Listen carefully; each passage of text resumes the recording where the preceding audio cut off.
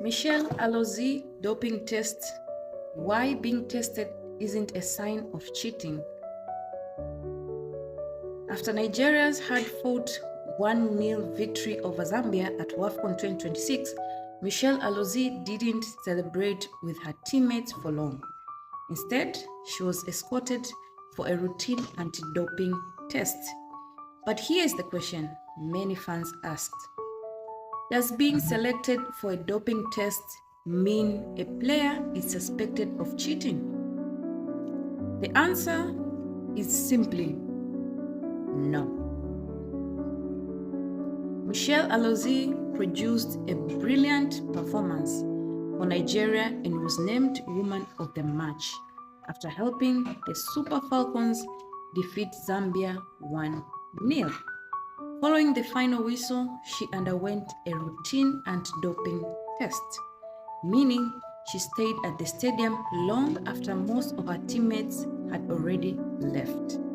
This is a normal part of elite football and does not mean she was under suspicion. But you might ask yourself, how are players selected?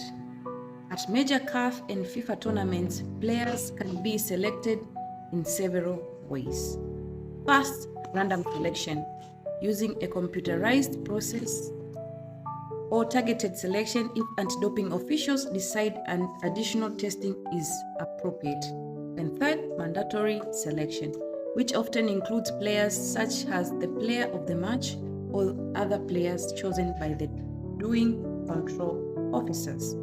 Players are notified immediately after the match and must report to the doping control station where they provide urine and in some competition blood samples under strict procedures.